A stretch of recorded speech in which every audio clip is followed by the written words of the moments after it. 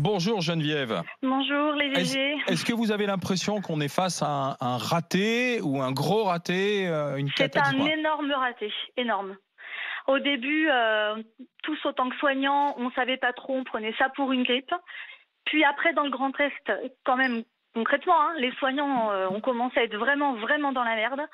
Ils ont tiré la sonnette d'alarme. Mais comme d'habitude, le gouvernement n'a absolument rien écouté. Jamais. Quand est-ce que le personnel soignant est écouté concrètement? Déjà, à la base, jamais. Quand c'est arrivé dans le Grand Est, que les infirmières ont commencé à dire qu'ils avaient des patients qui mouraient, qu'ils étaient débordés, que les hôpitaux débordaient, là encore, ils n'ont rien fait. Les mesures n'ont pas été prises. Je voulais bien entendre au début qu'on ne voulait pas tirer trop la sonnette d'alarme pour pas alarmer les gens. Simplement, le français n'est pas plus immortel que l'italien. Et là, aujourd'hui, on est dans une situation où il tire la sonnette d'alarme, où Macron est passé en mode martial. Mais c'est trop tard. Il fallait écouter les soignants, les professeurs, tout ça, je veux bien. Mais comme vous l'avez dit, vous aussi, beaucoup de gens ont commencé à voir qu'il y avait des problèmes. Ils ne nous ont pas écoutés. Pour moi, c'est plus qu'un gros raté. Mais alors, vous, en tant qu'infirmière, justement, vous dites que c'est un gros raté. Mes Oui. collègues ont rapidement dit ce qui se passait dans les hôpitaux, en particulier dans l'Est. Vous, puisque vous êtes du côté des Deux-Sèvres, est-ce que vous voyez monter, parce que là, on dit que la vague va arriver. Vous commencez à la voir monter? Oui. Ça y est. Comment ça se passe? En fait, moi, on a commencé à voir des lits se mettre sous scellés. Notre direction nous disait rien.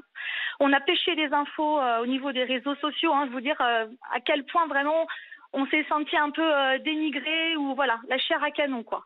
Aujourd'hui, j'ai des lits des lits Covid, c'est-à-dire dans mon unité, moi ça y est, qui vont ouvrir lundi. Je travaille en médecine, j'ai des pneumopathies, des gens positifs à la grippe chez qui on ne fait pas de tests.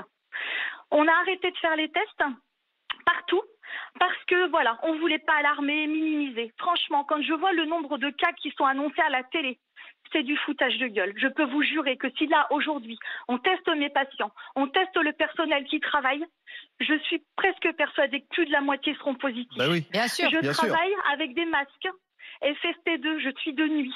Pendant 10 heures, je travaille en médecine avec des gens qui me crachent, qui me toussent dessus. Mes masques sont périmés.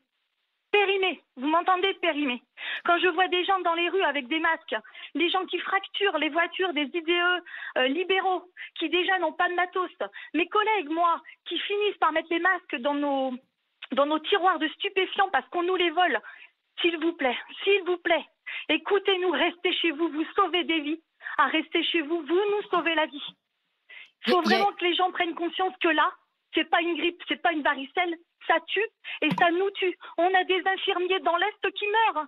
On enterre nos collègues. Les premiers à être touchés, les gens dans les supermarchés, comme vous disiez tout à l'heure, le droit de retrait.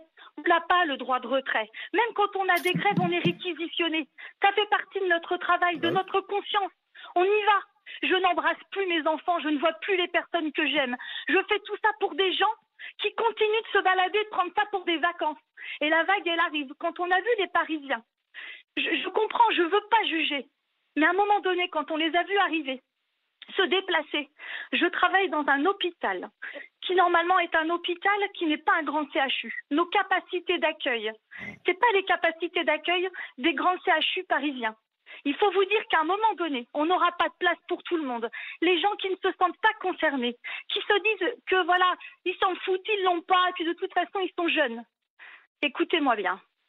Vous pouvez transmettre à n'importe qui. Dites-vous que quand vous allez le transmettre à la boulangère, qui va servir votre père ou votre mère, vous m'entendez? Eh bien, un jour, on a tellement peu de moyens, vous n'aurez tellement pas écouté ce qu'on vous a dit, qu'on sera face à une situation où on devra choisir entre sauver votre père et sauver votre mère. C'est ça la réalité aujourd'hui. Geneviève, Vraiment.